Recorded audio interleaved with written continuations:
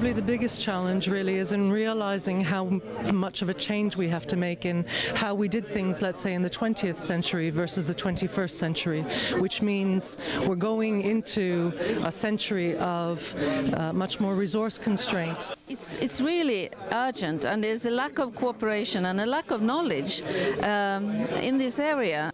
We have to make sure that the member states and the EU level come together and sing from the same songbook.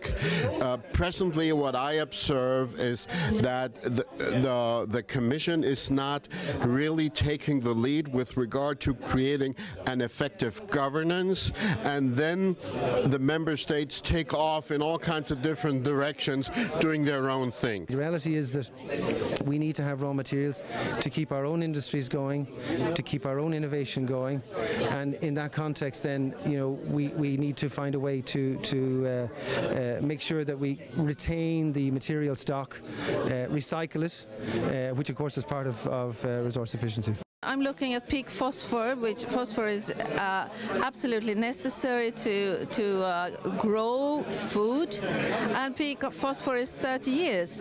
Rare earth metals might stop the production of electrical cars in 2 years. So the sense of urgency is really, really important. Knowledge and then take action. We consume about 25, in metal terms, 25–35% of metal materials, but we only produce 3%. We don't mind very much, so we recycle a lot. However, we don't recycle enough, so we have to continue to import, and even if we do raise our recycling game, we will still have some requirement to balance that with imports, access to raw materials. For the last 20–30 years, we've been talking about sustainable development without actually talking about concretely what does that mean.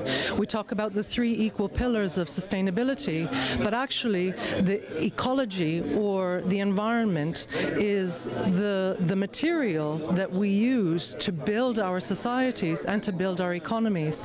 So really what national governments, what the EU governments need to do is build that vision that says, okay, for Europe to come back into carrying capacity by 2050 so that we can have more equal access and use to resources globally. This meeting was a catalyst for this discussion, a really important meeting with stakeholders from the industry, from NGOs, the Commission, Council and Parliament, and a meeting like this could be the starting point for a serious discussion that we need and the urgency we need when it comes to raw materials.